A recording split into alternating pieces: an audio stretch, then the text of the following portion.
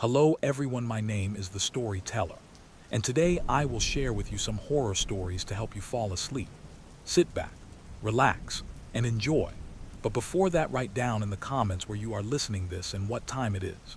Don't forget to subscribe and hit the bell to never miss upcoming horror stories.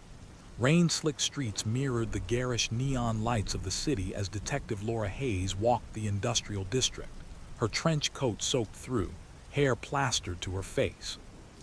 She had been called to yet another homicide, and each one seemed more precise than the last. This wasn't just murder, it was artistry, grotesque and terrifying in equal measure. The victim lay sprawled across a cracked concrete floor, eyes wide, mouth slightly open, frozen in a moment of unspeakable terror. But what made Laura's stomach twist was the carving across the chest, a symbol so deliberate, so exact, it screamed intent. Whoever had done this didn't just want to kill, they wanted to communicate. Laura ran gloved fingers along the edges of the cuts, careful not to disturb anything. They were surgical, immaculate, the kind of precision that could only come from a mind obsessed with control. She knew she was looking at someone who had planned this for weeks, months, perhaps even years. The rain fell harder, hammering on the broken windows of the abandoned warehouse. Somewhere in the distance, a siren wailed, a lonely echo in the night. Laura shivered, not from the cold, but from the knowledge that he was out there, waiting, watching, knowing she had seen what he wanted her to see. By day, Laura drowned herself in reports, photographs, and autopsy notes. By night, the city whispered secrets only she seemed to hear. Each murder was escalating, more precise, more deliberate, more terrifying. And each time she felt the invisible thread tighten around her. She noticed something about the killings, a signature. Each victim's body was positioned carefully, hands folded over the chest or stomach, fingers interlaced.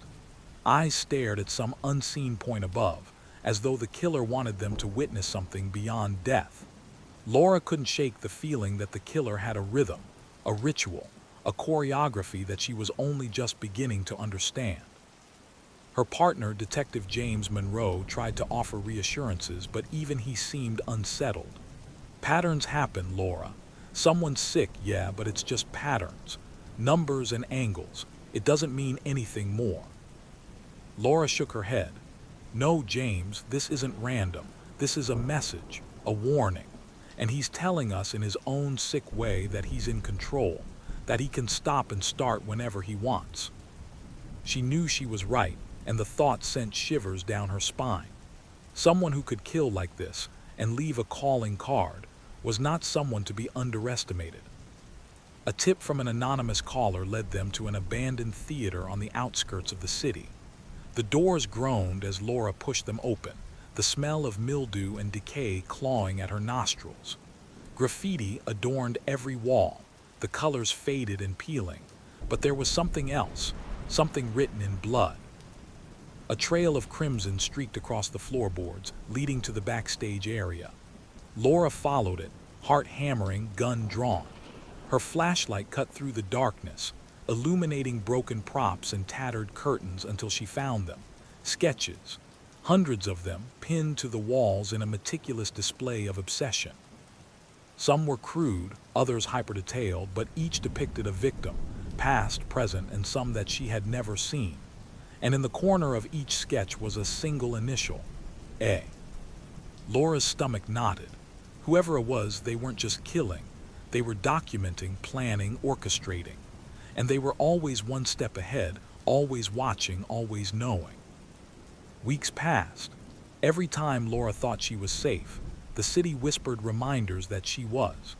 Shadows shifted in the corners of her vision. Footsteps echoed when she was alone. Doors clicked shut with no one behind them. Notes began appearing on her doorstep. Short, sharp, threatening. You're next. Watch closely. She burned them immediately, but the fear lingered, a weight pressing down on her chest. The killer was inside the city, inside the heartbeat of it, and now it seemed clear. They were also inside her life. James suggested a stakeout, a trap, but every attempt seemed futile. The killer wasn't just smart, they were patient, calculating, watching, waiting. And Laura, for the first time, felt the unnerving truth. She wasn't just hunting a murderer, she had become part of his game. Every time she closed her eyes, she saw faces twisted in pain, the carved symbol, and worst of all, glimpses of shadows that weren't hers. Something was following her, and it wasn't human. The second body was found in a quiet alleyway, but this scene was different, more elaborate. The victim had been posed in a grotesque mimicry of a theater tableau. A porcelain mask covered the face, hands painted crimson pointing at a mirror. Laura stepped closer, the air thick with the metallic scent of blood. Peering into the mirror, she thought she saw a shadow flinch behind her, but when she turned, nothing was there. The signature was present again, a letter A carved into the mask, but there was something new, a message. You see me now. The words chilled her. The killer wasn't just killing for pleasure or ritual. He was sending a personal message. And Laura, whether she liked it or not, had been summoned into his private theater of horror. Her pulse thundered in her ears as the rain outside turned into a torrent. She knew she had to stop him, but the terrifying truth settled over her like ice. He wasn't just in the city. He was everywhere, watching, waiting, and the next act would be hers. Laura didn't sleep that night. Her apartment felt suffocating, walls closing in, shadows stretching longer than they should. Every creak of the old building sounded like someone creeping through the hallways. Every time she closed her eyes, she saw a figure standing just beyond her vision, smiling from the darkness. The morning brought no relief. Coffee in hand, she scrolled through news articles, each one more gruesome than the last. Her chest tightened as she realized the murders were accelerating. The A signature now accompanied each victim in increasingly grotesque arrangements, the patterns evolving like some macabre choreography. James arrived, voice tight. Laura, we've got a lead. Another tip says the next one will be at the old ferry docks. Someone been watching the place for weeks. Laura knew better than to hope. Every tip had been either a trap or a glimpse into the killer's mind. We can't go in half-hearted, she said, her voice barely steady. This one feels different. By the time they reached the docks, the fog was rolling in thick and wet, curling around shipping containers like ghostly fingers. There was nothing at first, just the faint scent of salt water and rust. But then, a movement, a shadow slipping between the crates, watching. Laura froze, heart hammering. He's here, she thought. He's always been here. A whisper of laughter carried across the fog. She spun, gun raised, but again, nothing. Only the fog and the still water mocking her. The murders had stopped being random. They were now a game, a twisted puzzle. Every crime scene, every symbol carved into flesh, was a challenge. Laura realized the killer was not just leaving clues. They were leading her somewhere, pulling her deeper into their private nightmare. At the precinct, she pored over photographs, maps, patterns, connecting dots no one else could see. James watched, uneasy. You're letting him get into your head, he warned. Laura didn't respond. She couldn't. The killer was already there, in her thoughts, in the pauses between words, in the shadows of every street corner. That night, a package arrived. No note, just a small wooden box. Inside lay a single mask, identical to the ones covering the last victim's face, and beneath it a note.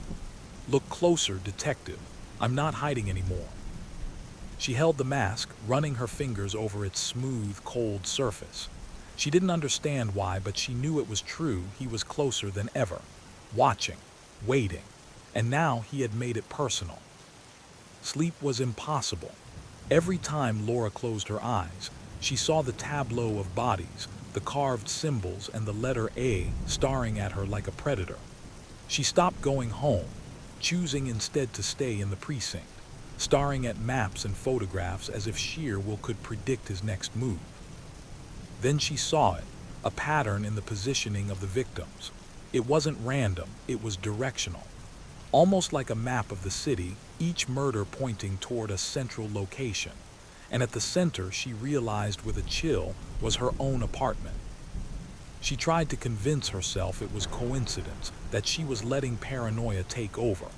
But the note, the mask, the whisper she thought she heard in the night, it was no accident. Laura began carrying a small mirror with her, an absurd precaution but one she couldn't shake. She needed to see behind herself. Every reflection became a window to paranoia. Every shadow held menace. And then, in a reflection she could not explain, she saw him. A figure standing across the room just behind her shoulder. She spun, heart leaping. But the room was empty. Only the mirror remained, reflecting her own terrified eyes, and a faint, mocking smile etched into the darkness behind her. By now, Laura was obsessed. Her colleagues noticed the change, the intensity in her eyes. James tried to intervene. "Laura, you can't fight him like this. You're running yourself into the ground." "I don't have a choice," she snapped. "He's not just killing, he's playing with us, with me. If I don't understand him, I'm next."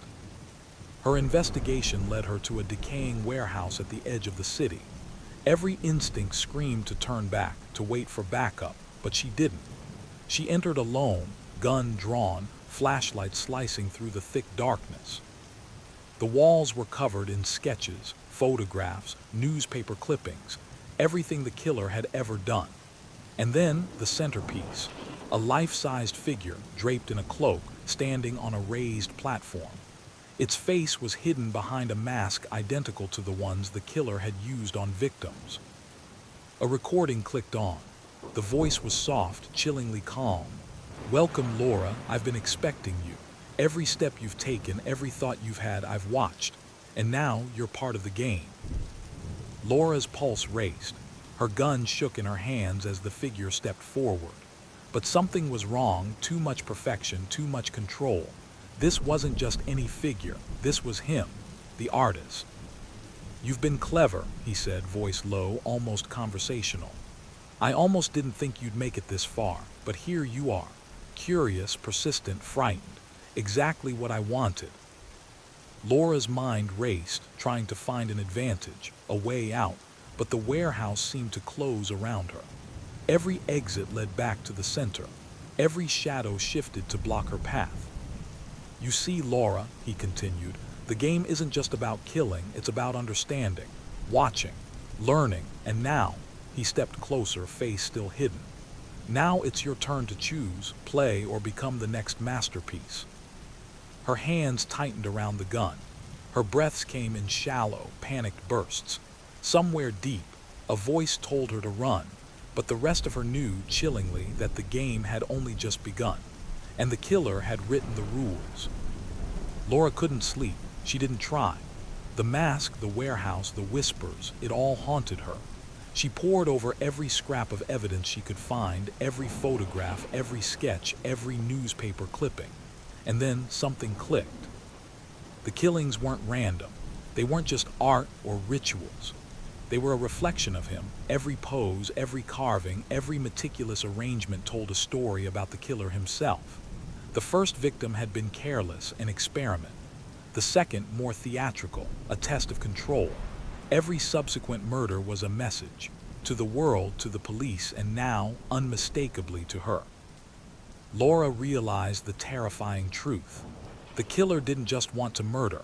He wanted to teach, to perform, to create a narrative where he was omnipotent and she was part of the story. Her hands trembled as she connected the dots. Each victim represented a different fear, a different facet of humanity's fragility. And she, the relentless detective who refused to back down, was now central to the finale. That night she dreamt of the warehouse again. The masks, the sketches, the lifeless eyes of the victims staring back at her. She woke with a scream, drenched in sweat, and knew the game had only one conclusion: confrontation.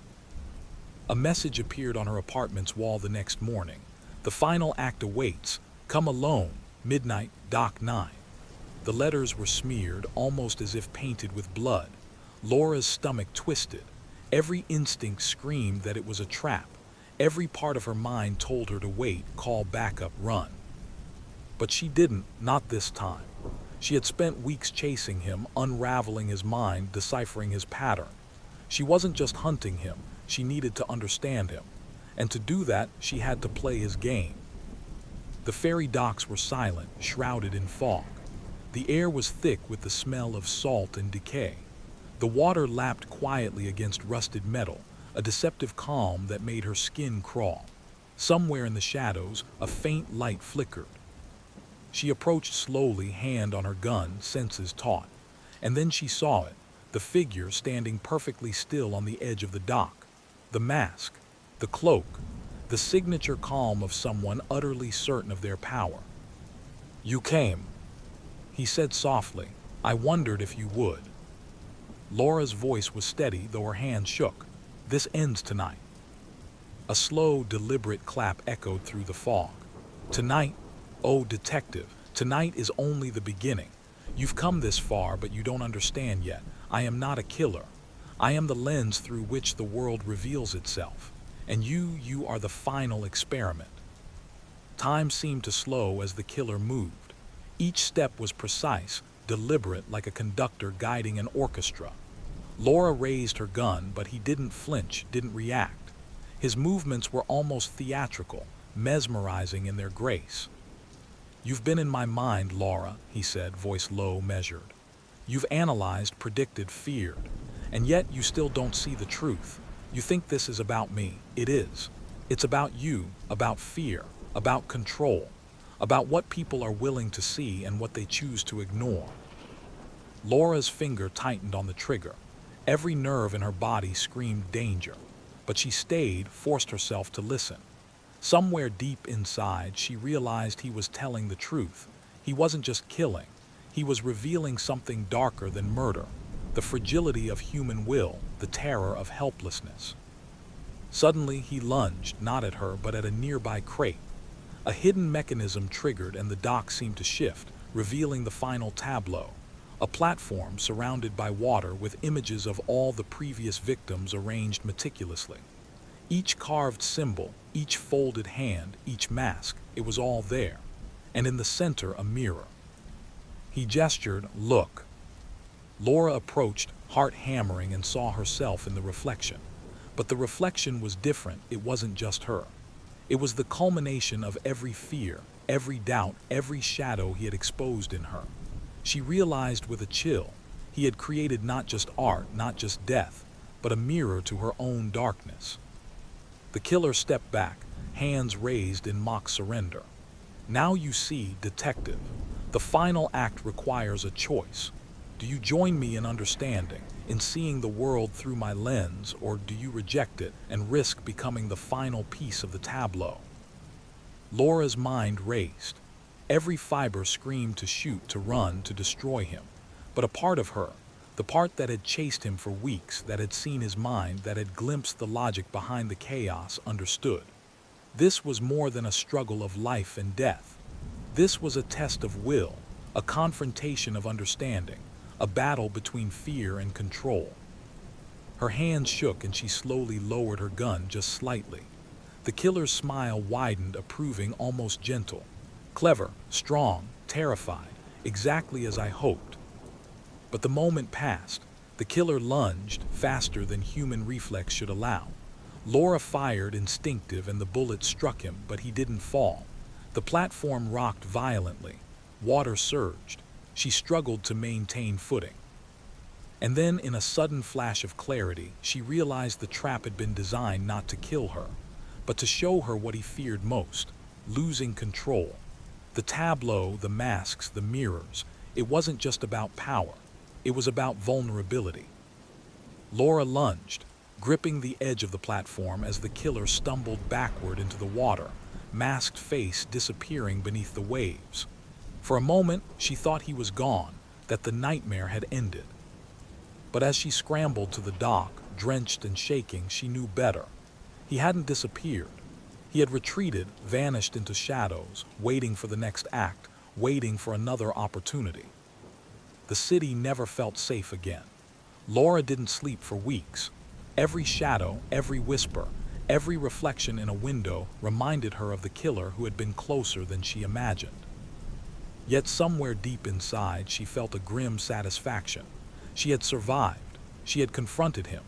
And though he would return because he always would, she was no longer prey. She was a hunter. The rain fell again, washing the docks clean, masking the evidence, but Laura knew the truth. The artist would always be out there, and the game would never truly end. Laura's life had become a constant war between light and shadow. Every creak in her apartment made her heart race.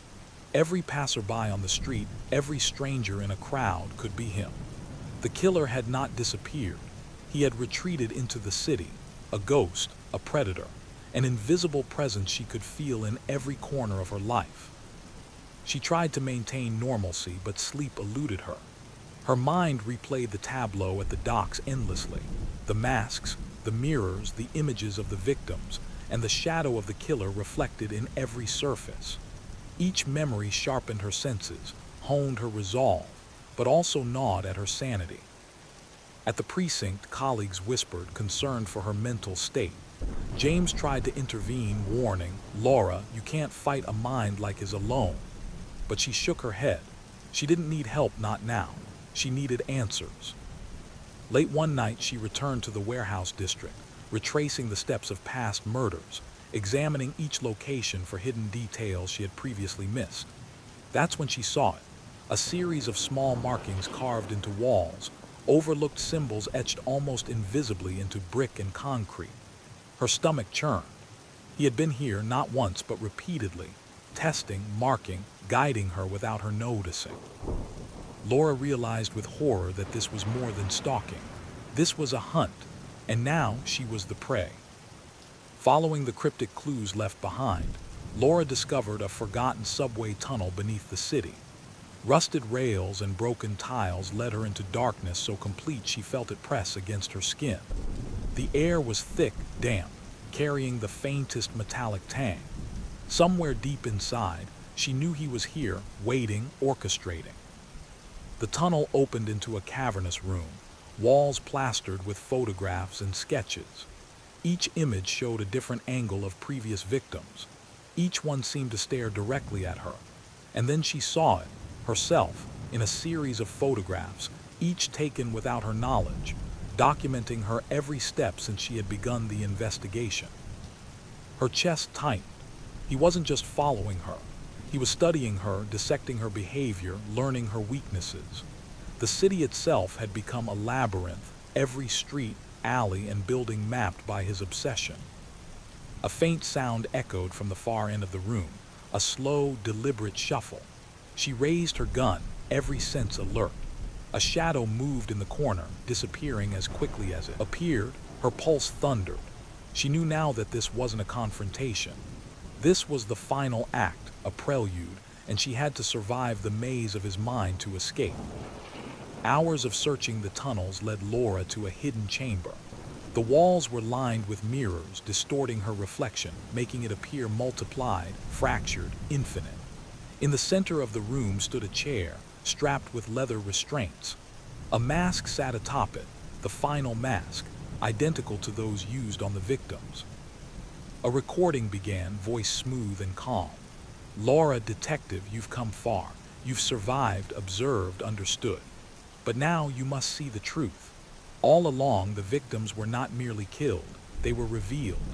And now it is your turn to understand what lies beneath the surface of fear, beneath the surface of control, beneath the surface of yourself." The words echoed through the chamber. Laura's stomach twisted. This wasn't just murder. This was revelation. The killer wanted her to see the world as he did, terrifying, fragile, and brutally honest.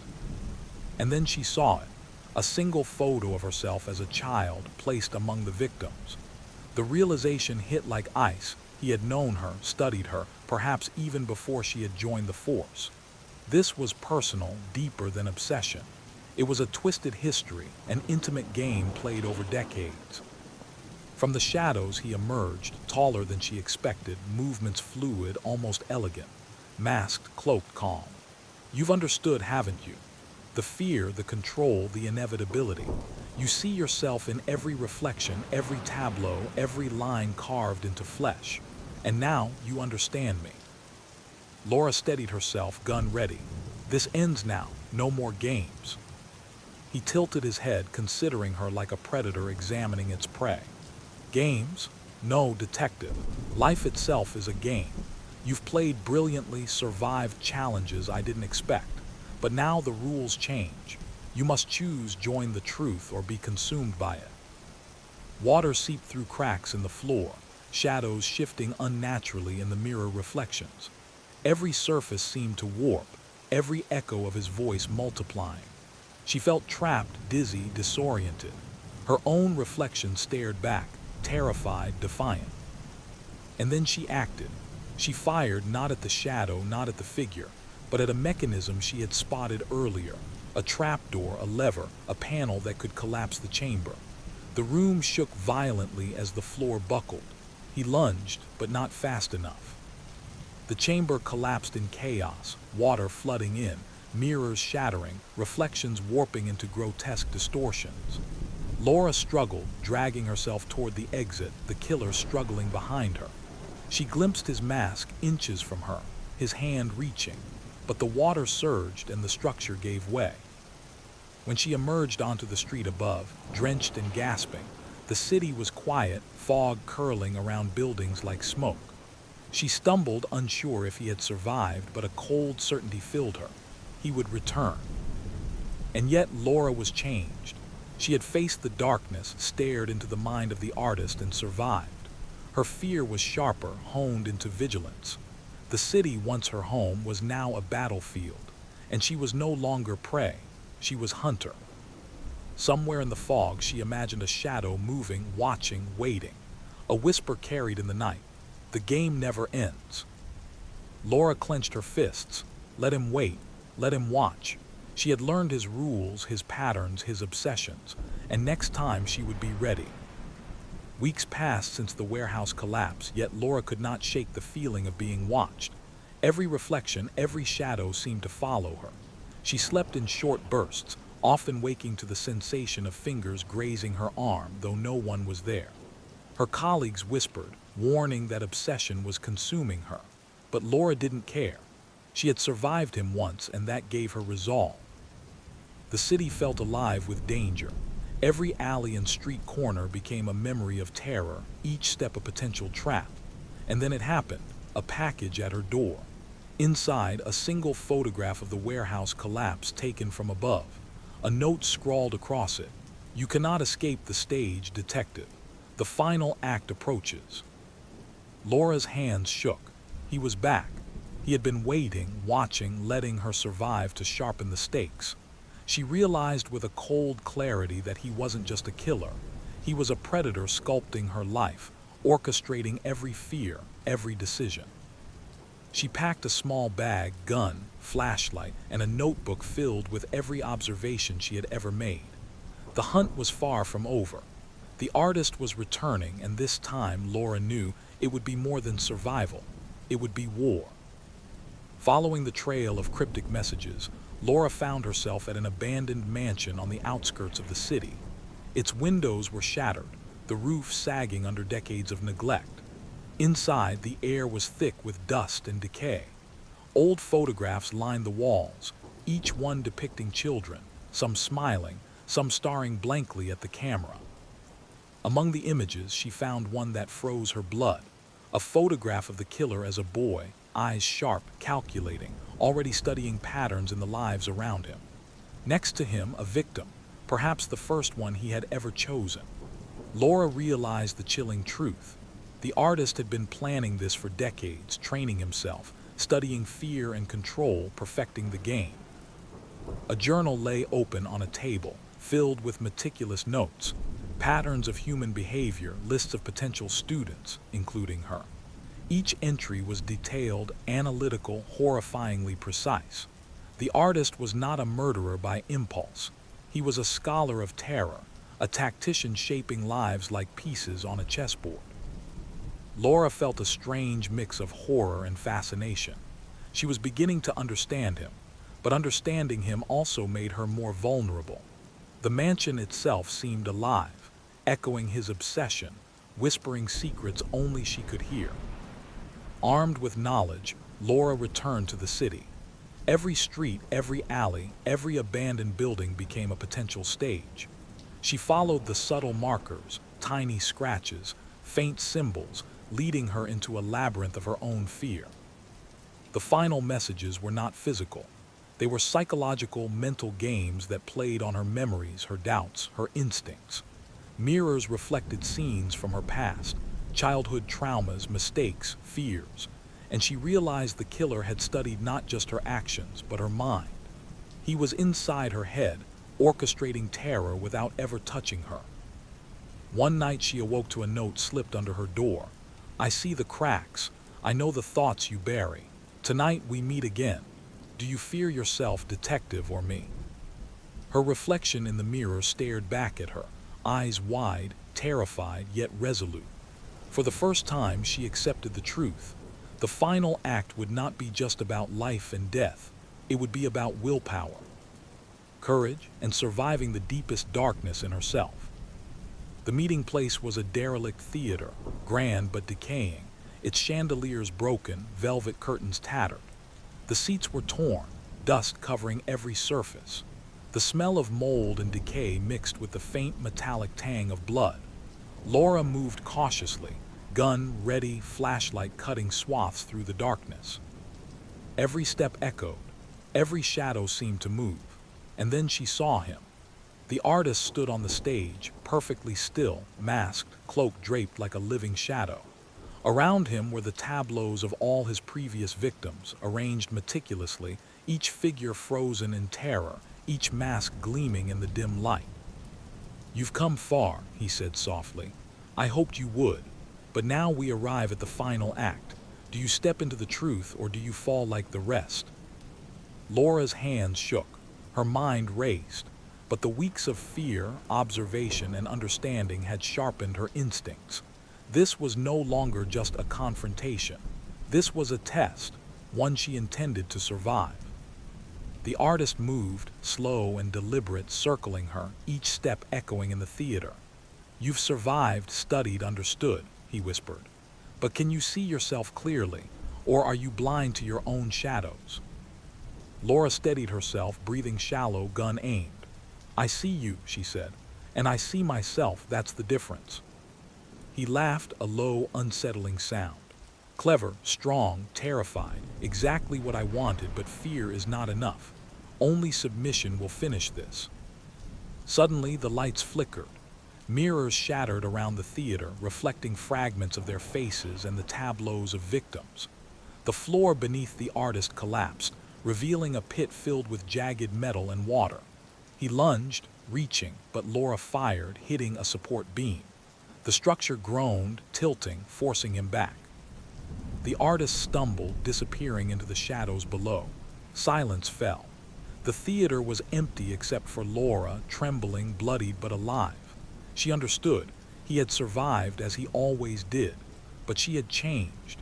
She had confronted the darkness, faced the terror, and survived. The city was quiet again, but Laura knew the truth. He would return. He would wait, watch, and orchestrate again. And next time she would be ready, not as prey, but as the hunter. Rain began to fall outside, washing the theater steps, hiding the remnants of the stage. Somewhere in the distance, a shadow moved, fleeting, watching. The game never ends. Weeks turned into months. Laura never returned fully to normal life. The city, once a place she navigated with confidence, had become a web of shadows, each alley and doorway a potential trap.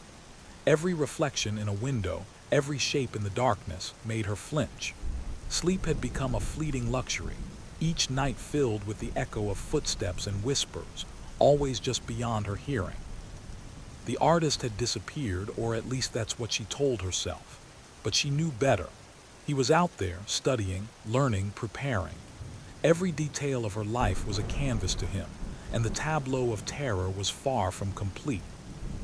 Laura spent her days retracing every location he had used, studying the marks he left behind, searching for a pattern she might have missed. Every faint scratch on a wall, every tiny symbol etched into brick or concrete was a message, and she read them all. She knew it was only a matter of time before he returned, and when he did, It would be more than survival, it would be war. It arrived on a rainy night.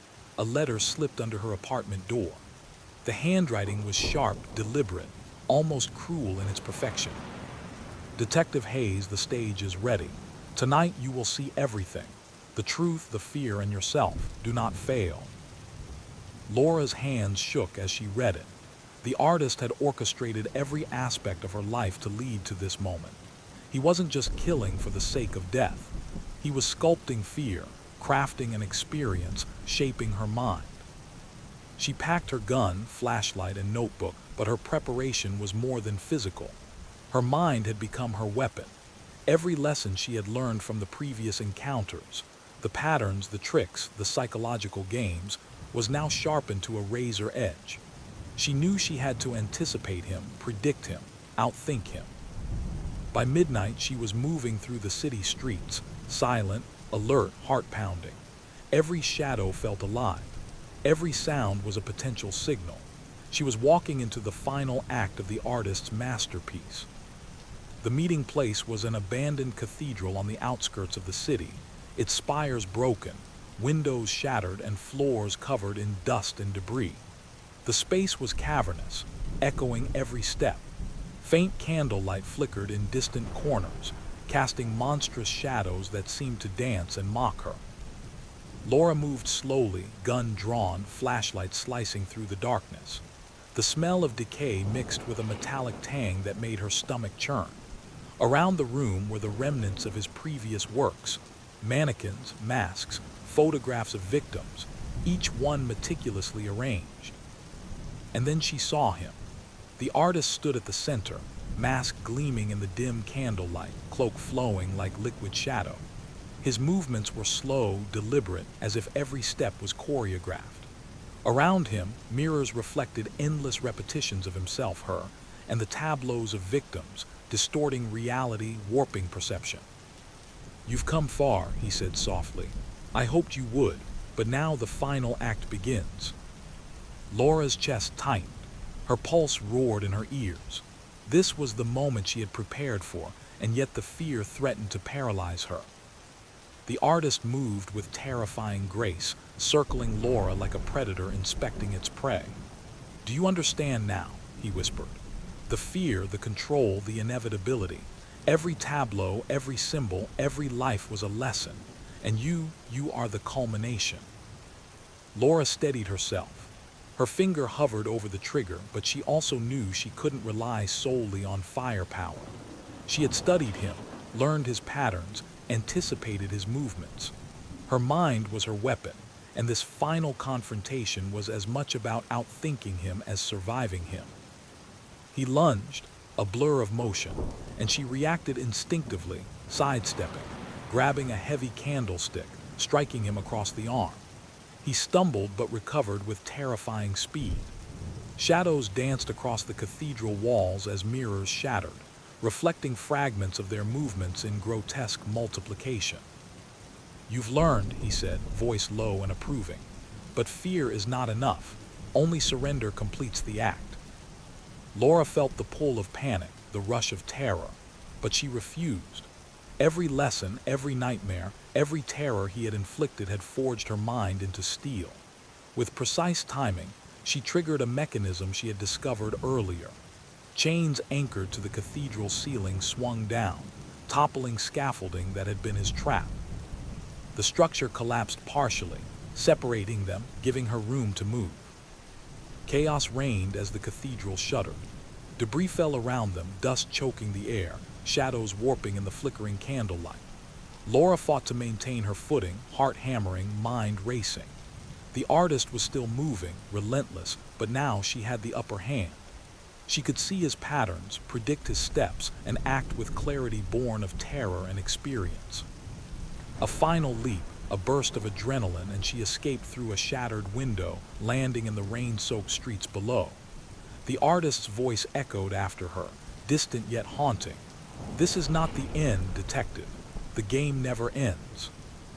Laura collapsed on the wet pavement, drenched, exhausted but alive.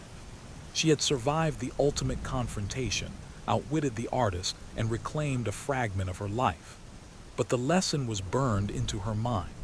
The city was never safe, and the predator she had faced would always be waiting in the shadows. As she rose, rain dripping from her hair, she knew she had changed. The terror, the obsession, the confrontation, they had sharpened her, forged her into something stronger. She was no longer just prey. She was a survivor, a hunter, a guardian against the darkness lurking in the city's heart. And somewhere in the distance, she imagined the faint glimmer of a shadow, watching, waiting. The game would continue, but this time Laura would be ready.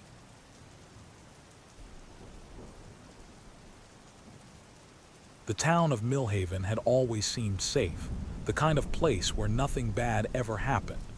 Children played in the streets until dusk, and neighbors waved from porches. But safety is an illusion, fragile as glass. It began with a single report, a missing child. At first, people thought it was a runaway or a misunderstanding. Then came the sightings, a clown, enormous grin painted across his face, standing at the edge of the woods, waving. Residents dismissed it as a prank, until the bodies appeared. The first victim was found in the town square, sprawled on the cobblestones, eyes wide with terror. The body had been mutilated, torn with surgical precision. And there, painted on the wall in crimson, were words that made every blood vessel in Officer Daniel's body freeze. The show begins.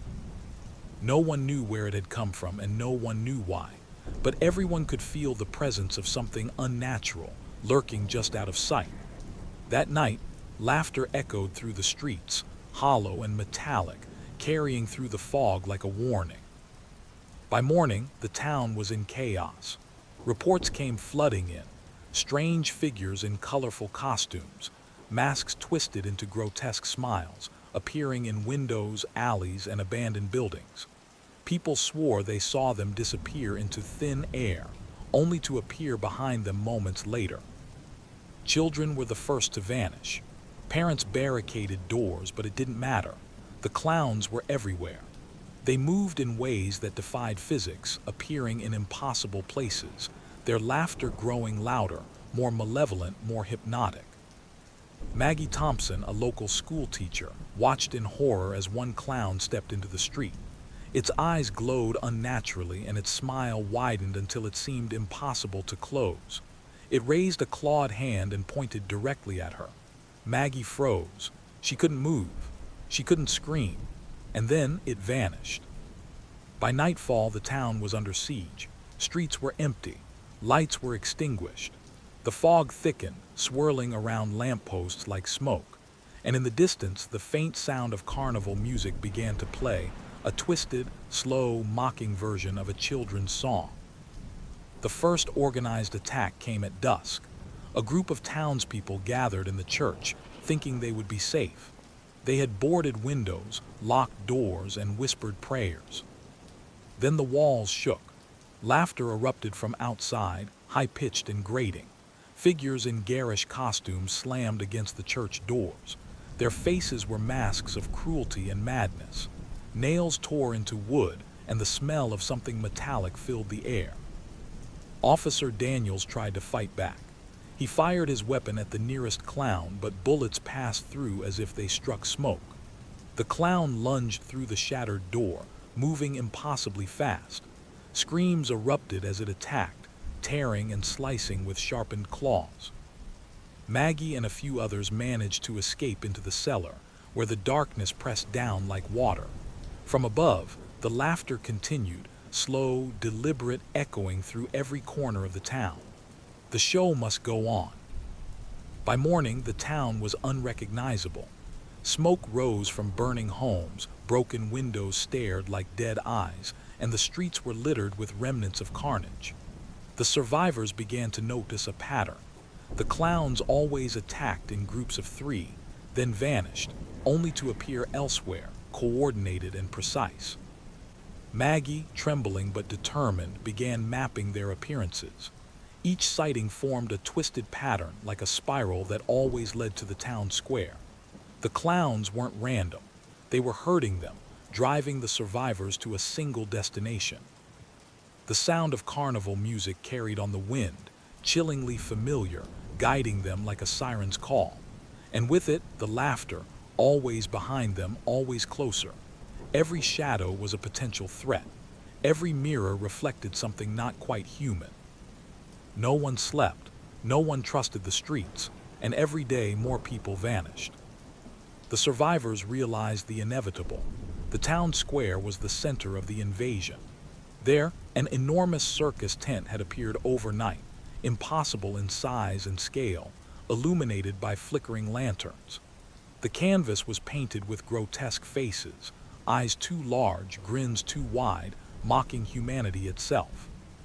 From the tent, the music grew louder, hypnotic, drawing the survivors forward despite their terror.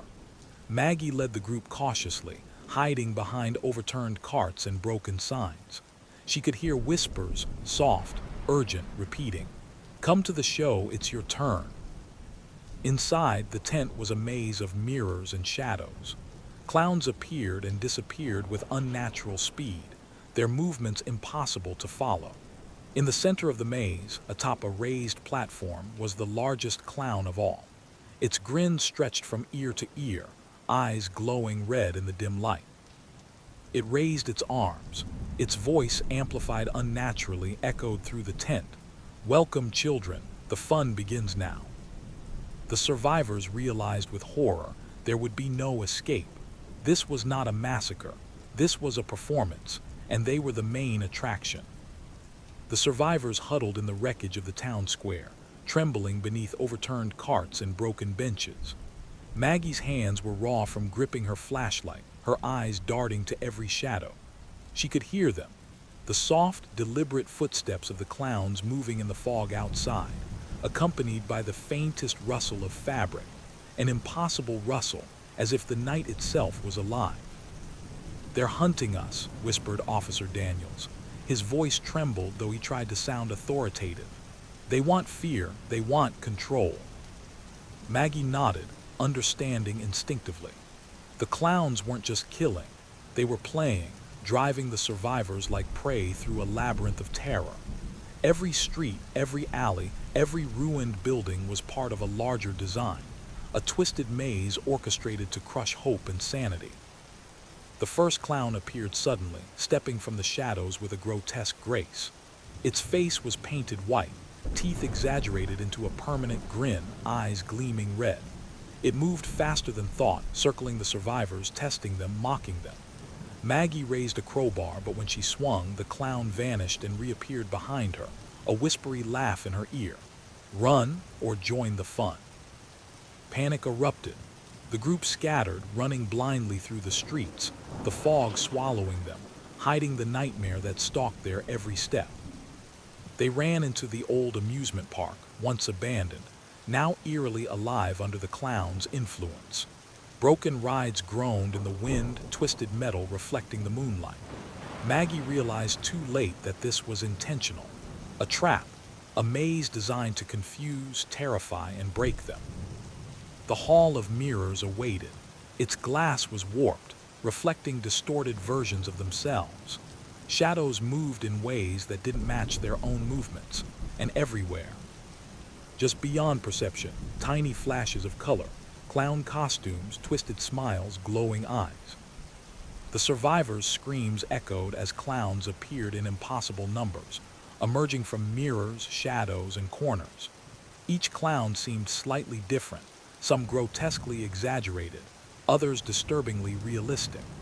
Their movements were chaotic, yet strangely coordinated, like a single organism controlling countless limbs. Maggie's heart pounded as a clown lunged at her reflection, shattering a mirror. Her own face screamed back at her from broken shards, multiplied into dozens of terrified versions. She realized then that the clowns didn't just want to kill, they wanted to break minds, to make survivors doubt reality itself. By dawn, only a few survivors remained, trapped inside the central tent. The smell of decay was overpowering. The clowns had been feeding on something, leaving bloodstains and remnants of clothing in grotesque displays around the room. It was a feast, and the survivors realized with horror that the previous victims had been part of the performance. The largest clown, the leader, stepped forward. Its grin stretched impossibly wide. "Welcome," it hissed, voice distorted, echoing unnaturally. "You've run, hid, screamed, but now the main event begins." The survivors were forced to participate in twisted games, crawling through mud pits, dodging swinging axes, navigating electrified wires suspended overhead. Each obstacle was designed not to kill outright, but to induce terror, to make them scream, and to break their resolve. Maggie realized the cruel brilliance of their torment. The clowns thrived on the emotional terror, the primal fear that twisted human thought. They weren't merely killers, they were predators, harvesting terror like a crop, performing a grotesque carnival for their own amusement. The final confrontation began when Maggie and the remaining survivors reached the central platform of the tent. The Clown King awaited them, a monstrous figure larger than any human should be. His costume shimmered unnaturally, and his eyes glowed with malevolence. The grin on his face seemed to stretch past reason, a permanent gash of malice. "You survived the games," he said, voice low and deliberate. "Most break before the grand finale, but you're special. Tonight the show ends and you take your final bow." Clowns swarmed from all sides, forcing the survivors into a circle around the king. It was a spectacle of terror, every detail choreographed to instill despair. But Maggie's mind, honed through the preceding horrors, began to find patterns. She noticed the king's movements were exaggerated but predictable, his swarming minions coordinated through subtle signals. With a sudden surge of courage, Maggie devised a plan. She grabbed a nearby flare, ignited it, and hurled it toward a support beam above the king. Fire exploded, illuminating the tent and temporarily blinding the clowns. Chaos erupted, and for the first time, the survivors had a chance. The tent collapsed around them, fire consuming the edges, smoke curling into the night sky. Maggie and the remaining survivors ran blindly through the carnage, the screams of clowns and victims echoing behind them. Outside, the fog had thickened, hiding the streets, but the firelight provided a faint path to safety. Maggie's lungs burned, her muscles ached, but she kept moving, driven by a single thought: survival. Behind them, the faint sound of laughter carried on the wind. The Clown King had disappeared, leaving only the echoes of his terror. Maggie realized the horrifying truth. They had survived, but the invasion was not over. Somewhere out there, the clowns would regroup, grow stronger, and return. And somewhere deep inside, Maggie understood the final lesson. Fear was contagious, unstoppable, and the clowns thrived on it. The world would never be safe again. Maggie and the remaining survivors fled the outskirts of town, only to discover that the clowns had spread beyond Millhaven. The invasion was no longer contained. Neighboring streets were abandoned, buildings shattered, and the air thick with fog and the faint metallic tang of blood. The world felt unreal, as if someone had lifted reality and replaced it with a nightmare. Every alleyway held the possibility of a clown ambush. Every shadow seemed alive, moving independently. Maggie realized the clowns were no longer simply hunting. They were herding, guiding the survivors toward something larger, a master plan orchestrated with insane precision. As they navigated the streets, small clown minions appeared on rooftops, dangling from fire escapes, moving silently with unnatural grace. Their faces were grotesque caricatures, their eyes glowing with a malevolent intelligence. It became clear, the clowns were not just creatures of violence, they were predators capable of strategy. One survivor, an elderly man named Peter, froze in terror. The Clown King had appeared silently behind him, extending a long, spindly arm. Peter's scream was cut short as the clown's exaggerated grin closed over him, teeth snapping shut. The survivors ran faster, hearts pounding, lungs burning, knowing death could come from anywhere at any time. The survivors stumbled into a collapsed warehouse, seeking shelter, only to find it transformed. Inside, a maze of corridors had been erected, walls draped with circus fabric. Lights flickered, casting grotesque shadows that danced across the walls. The laughter began again, distant but omnipresent, echoing like a chorus of madness. The survivors realized too late. This was a trap. Clowns emerged from walls, vents, and ceiling panels, moving in impossible ways. Their attacks were chaotic yet coordinated, designed to disorient, terrify, and break the human mind. Each encounter forced the survivors into split-second decisions: run left, duck right, jump, or fight, and the maze adapted around them, shifting subtly, changing the rules with each step. Maggie felt her sanity fraying. Every corner held the possibility of death. Mirrors had been installed along the walls, reflecting distorted images of themselves and the clowns. She saw multiple versions of herself screaming back, fractured and grotesque. The laughter intensified, a deafening crescendo that seemed to seep into her bones. By the time the survivors emerged from the maze, some were already broken, eyes vacant, trembling uncontrollably, whispers of the clowns' names escaping their lips. Maggie's hands were raw from gripping her weapon. Her mind teetered on the edge of collapse. The survivors were herded into the town square once again, but it had changed. The carnival tent had expanded to enormous proportions, its roof stretching impossibly high, lanterns casting flickering, sickly light. The clowns had created an arena, a stage upon which they would perform their masterpiece of horror. Chains and scaffolding hung from the tent's ceiling, ropes coiled like snakes. Platforms suspended above the survivors' heads. The smell of blood and smoke was overwhelming. Grotesque sculptures, limbs twisted, faces frozen in terror, lined the walls, each a trophy of previous victims. At the center of the arena, the Clown King appeared, his presence radiating power and malevolence. His grin stretched impossibly wide, eyes glowing red. Minions swarmed the edges, taunting and threatening, whispering in voices that seemed to echo directly inside the survivors' minds. The survivors were forced to navigate a gauntlet of traps, rotating blades, electrified wires, swinging axes, all while the clowns mocked them, their laughter a constant, omnipresent threat. Maggie realized the arena was more than physical danger. It was psychological warfare, designed to test their fear thresholds and break their wills. Hours passed, or was it minutes? Time had become meaningless inside the arena. The clowns adapted to every action, predicting movements, using fear as a weapon. Shadows seemed to have life, forming shapes and figures that whispered secrets, threats, and impossibilities. Maggie noticed something horrifying. The Clown King was reading their minds, responding to every hesitation, every flash of doubt. The arena was a living organism of terror, and the survivors were prey within it. Every mistake was punished, every hesitation exploited. Maggie's determination hardened. She studied the king's patterns, noticing subtle cues, a twitch of a finger, the flare of a nostril, the shifting of weight. She realized that if she could anticipate him, she could turn the terror against him. Using her observations, Maggie devised a plan. She would use the clown's own psychology against them.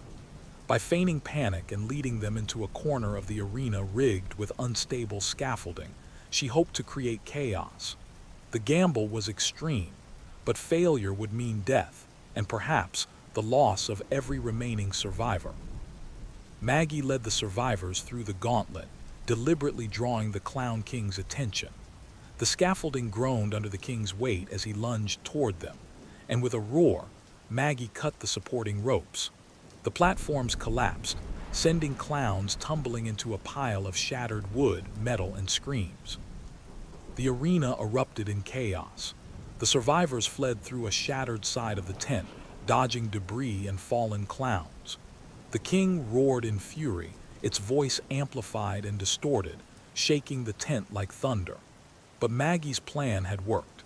The majority of the clowns were incapacitated, and the king's attention was fixated on her. Outside, the fog had lifted slightly.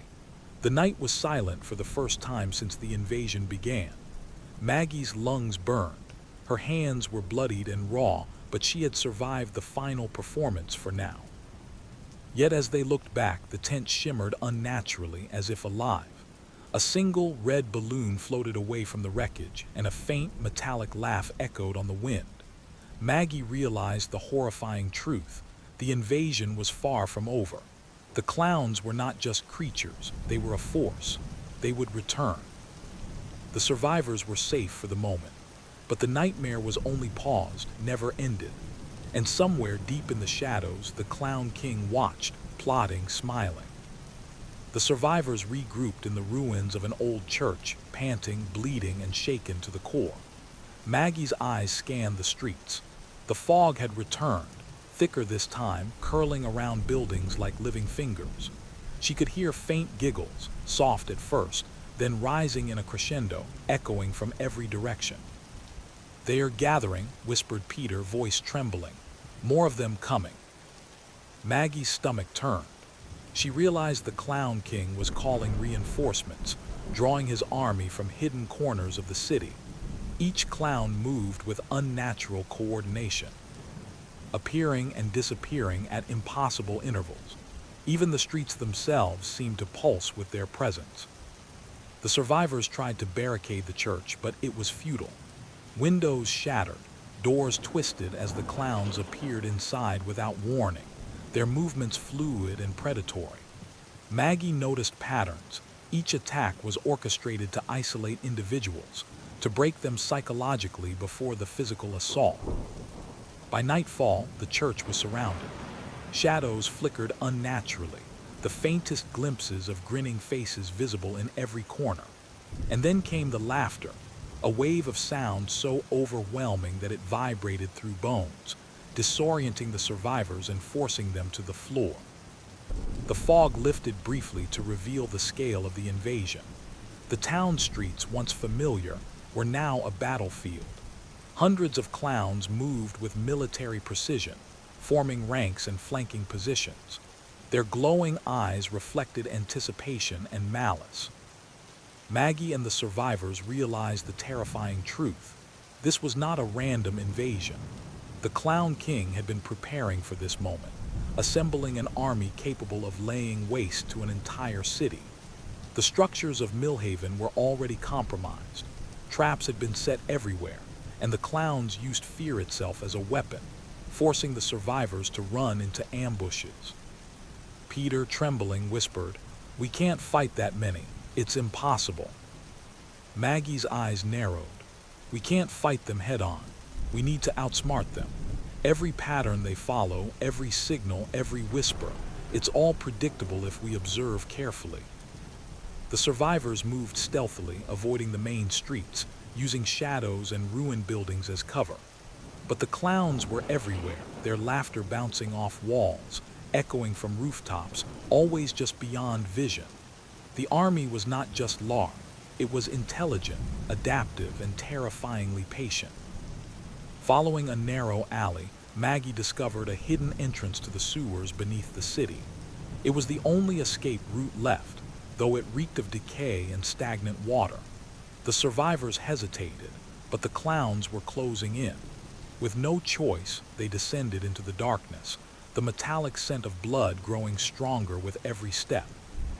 The sewers were a labyrinth, twisting and narrowing, water sloshing around their feet. Maggie held the rear, scanning every shadow.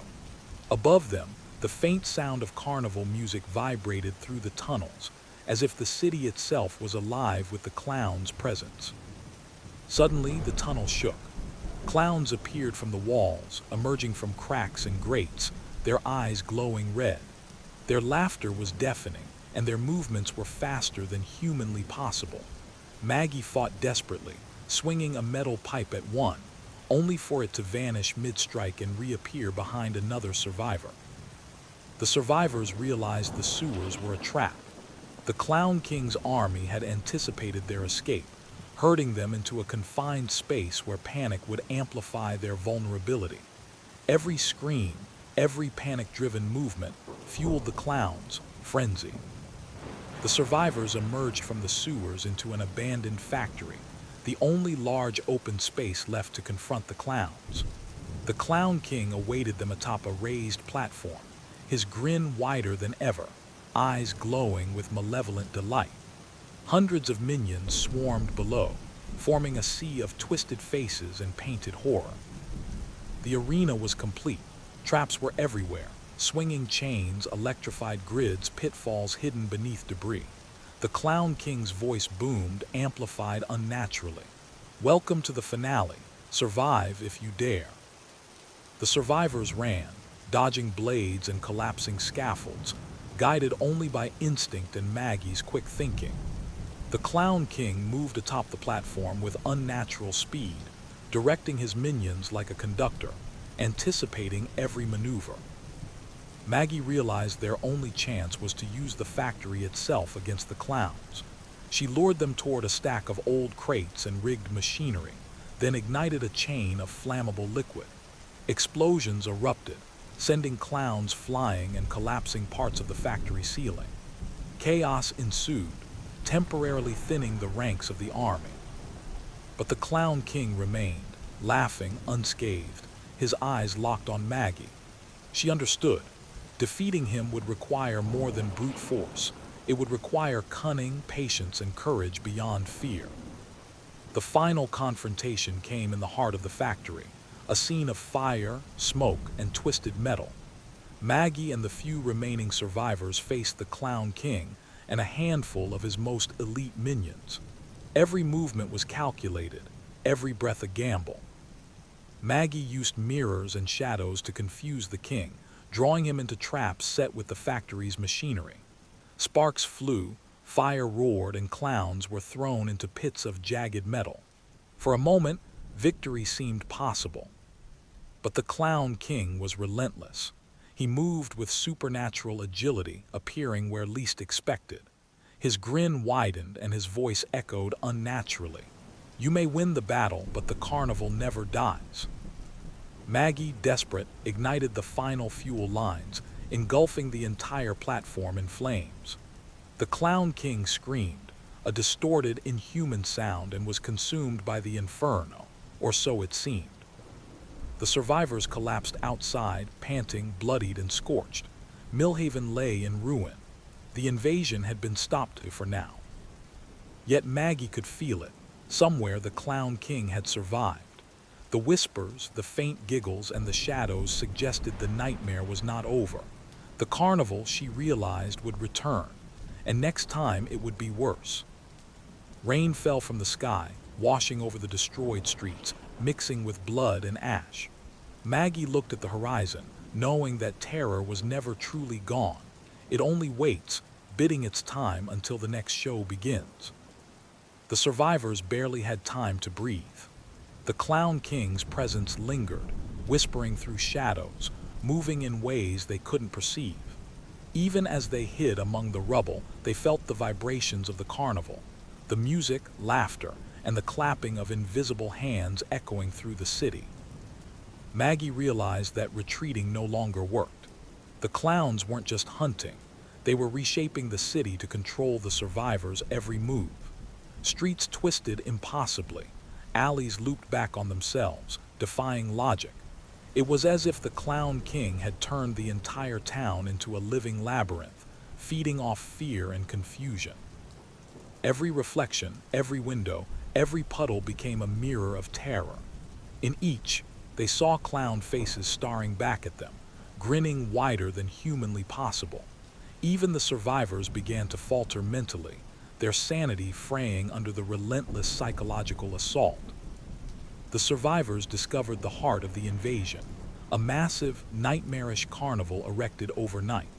Rides twisted into grotesque forms, carousels spinning without riders, and tents with flaps like gaping mouths. The Clown King waited at the center, atop a platform of twisted metal and mirrors, arms raised like a dark puppeteer.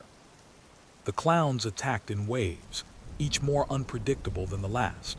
Their bodies bent and moved unnaturally, some sprouting extra limbs or elongated features mid-attack. Every scream of a captured survivor fueled the clowns' speed and coordination, creating an escalating cycle of terror. Maggie realized the carnival itself was alive, an extension of the king's will. The rides moved on their own, ropes and chains coiled to trap anyone in the wrong place, and the ground itself seemed to shift underfoot. Fear was no longer just a weapon, it was the infrastructure of the invasion. The Clown King finally confronted Maggie directly. His towering frame blocked the exit, eyes glowing red through the tattered mask. "You've survived longer than any expected," he hissed, voice amplified unnaturally. "But the final act requires everything. Your fear, your despair, your surrender." He summoned the clowns into an organized formation. They moved like a living machine, surrounding the survivors, each wave more coordinated, anticipating every escape route. Maggie's mind raced. She had studied him, memorized his patterns, but the sheer scale of the army threatened to overwhelm her. Desperation forced her hand. Using mirrors from the carnival tents, she created illusions, reflecting the clowns' own images back at them. They faltered, confused, buying precious seconds. Maggie led the survivors through the chaos, avoiding swinging blades, electrified wires, and the Clown King's supernatural reach. Maggie's plan escalated to a final gambit. She lured the Clown King toward a massive mirror maze at the carnival's center. The mirrors, carefully rigged with flammable liquid and rigged wiring, would be her ultimate trap. The king lunged, anticipating her movements, but she ducked behind a reflective panel. Explosions erupted as flames ignited the mirrors, sending shards and fire into the crowd of clowns. The chaos was total. Clowns screamed, shrieked, and scattered, some dissolving into shadows as the fire consumed their forms. Yet even as the inferno raged, the Clown King remained intact, laughing. "You think this ends it?" he shouted. "The carnival never dies." The survivors were forced to flee, dodging falling debris, and the occasional clown minion that still moved through the smoke. The city itself groaned under the weight of destruction, fire consuming the twisted carnival that had been erected in a single night. Maggie and the remaining survivors reached the outskirts of the city, drenched in sweat, blood, and ash. The Clown King's voice echoed faintly on the wind, a whisper that seemed to come from every direction at once. "The show always continues." Though the invasion was disrupted and the immediate threat neutralized, Maggie knew the horror wasn't over. The Clown King had survived. Somewhere the carnival awaited, hidden in the shadows, biding its time. Fear had not been defeated, it had only been delayed. Rain began to fall, washing ash and blood into the gutters, mixing with the faint metallic tang of iron. The survivors were alive, but the city was lost, scarred forever. Maggie's mind replayed every scream, every twisted smile, every impossible movement of the clowns. She realized the most terrifying truth. The nightmare was endless, a cycle that would begin again, and she would carry its memory, haunted for the rest of her life. As she looked toward the horizon, a single red balloon floated past, bobbing in the wind. A faint, chilling laugh followed it, disappearing into the distance, but lingering in her mind. The carnival would return, and next time there might be no survivors to fight back. The survivors crept through the ruins of Millhaven, the air heavy with smoke, fog, and the iron scent of blood. Every street was twisted and unfamiliar, as if the city had been redesigned by the Clown King himself. Broken signs hung at odd angles, alleyways looped impossibly, and flickering streetlights cast grotesque shadows that danced along the crumbling walls. Maggie led the group cautiously, flashlights scanning for any movement. The fog muffled sound, but faint giggles, whispers, and the metallic scrape of claws against brick reached her ears. Each noise was amplified in her mind, forcing her heart to pound like a drum of warning. Suddenly, a lone clown emerged from the mist, tall, thin, and contorted. Its eyes were unnervingly human, but its grin was grotesquely exaggerated. Maggie raised her gun and fired, but the bullets passed through its body as if hitting smoke. The clown vanished, reappearing several yards away, pointing directly at her. Panic surged, but she swallowed it, steadying her breathing. Peter whimpered behind her. They know us, he said. Every move we make, they. A deafening shriek interrupted him. A group of clowns lunged from the rooftops above, their movements unnatural and predatory. Maggie grabbed his arm and pulled him down into a side alley, narrowly avoiding the claws that sliced through the air where they had been moments ago. The city had become a living trap, and every step forward felt like walking into the jaws of a predator that knew exactly how to strike. Desperation drove the survivors toward an old subway entrance. Maggie remembered seeing it on a map before the invasion, now partially obscured by debris. She hoped the tunnels below would offer refuge, or at least a chance to regroup. The stairwell descended into darkness, damp and suffocating.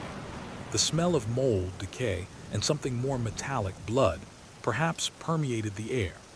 Maggie's flashlight illuminated cracked tiles and twisted metal, revealing claw marks along the walls. She realized the Clown King's influence had already extended below ground. The survivors moved cautiously through the tunnels. Every echo was amplified, every dripping water sound a potential threat. Suddenly, the walls seemed to close in. Shadows stretched unnaturally, forming shapes that mimicked their movements but with grotesque distortions. A faint carnival-like melody echoed in the distance, warped and discordant. Maggie's blood ran cold. "They're following us," she whispered. "They're everywhere." And then they struck. A wave of clowns emerged from vents and side passages, their limbs contorting in impossible angles. The survivors scattered, screaming. Maggie swung a pipe at one, striking its head, but it dissolved into smoke, reappearing behind another survivor. Panic rose, but Maggie's mind sharpened. This was no longer just survival, it was a puzzle. Every movement, every sound had a pattern, and she had to find it before the maze consumed them all. Hours later, the survivors stumbled into a cavernous underground chamber, lit by hundreds of flickering lanterns suspended from the ceiling. The room had been transformed into a miniature carnival. Rides twisted into grotesque shapes, carousels rotated with broken figures on the platforms, and the walls were painted with faces screaming in terror. The Clown King appeared at the center, atop a platform of mirrors and twisted metal. His grin stretched impossibly wide, eyes glowing red. Around him, dozens of clowns stood silently, their movements predatory, each waiting for the king's signal. The survivors realized the horrifying truth. This was not just a battle, it was a performance. Every trap, every corridor, every echo of laughter was designed to feed the king's power, to amplify fear and despair. Maggie spotted the controls for the machinery rigged throughout the chamber. If she could manipulate them, perhaps she could collapse the structure and thin the ranks of the clowns. But each step toward the platform felt like walking into a nightmare designed specifically to break her mind. The Clown King's minions advanced, circling the survivors. Their laughter was deafening, a cacophony that seemed to vibrate inside the skull. Each attack was unpredictable. Some clowns lunged, others vanished and reappeared, and some twisted their bodies in ways that should have been impossible. Maggie led the survivors through the chamber, dodging swinging blades, electrified chains, and collapsing platforms. The air was thick with smoke, dust, and the metallic tang of blood. She realized the king fed on this terror. Every scream, every heartbeat racing in fear, fueled his power. Peter froze, paralyzed with fear. A clown emerged from the shadows, its grin impossibly wide, and reached for him. Maggie dove, striking it with a pipe, sending it reeling into a pit filled with jagged debris. Peter scrambled away, trembling. The survivors realized they couldn't fight everyone. Their only chance was to collapse the chamber. Maggie set charges on the support beams while fending off attacks, knowing the fire and falling debris would destroy some of the clowns, but also put them at extreme risk. The final act began. Maggie ignited the charges. Flames roared as the chamber erupted, mirrors shattering, metal twisting, and clowns screaming as they were thrown into fire and debris. Chaos consumed the carnival, but the Clown King remained atop the platform, laughing, his figure seemingly impervious to the destruction around him. Maggie and the remaining survivors sprinted toward a tunnel exit. The floor collapsed beneath them in places, forcing desperate leaps over chasms filled with fire and shadow. The king lunged, but Maggie swung a crowbar, striking a mirrored shard directly at him. It reflected the flames into his eyes, momentarily disorienting him. They emerged from the underground into the pouring rain. The city above was devastated, streets littered with debris, smoke curling into the night, and faint echoes of laughter lingering in the fog. Maggie's body trembled from exhaustion, adrenaline, and the lingering terror of what had transpired. The Clown King had vanished. The carnival was destroyed for now, but Maggie could feel it deep in her mind. The nightmare was not over. Somewhere the king survived, and the shadows of the city were still alive with his presence. A single red balloon floated across the ruined skyline. Maggie watched it silently, knowing it carried a warning. The carnival would return, and the next show would be far worse.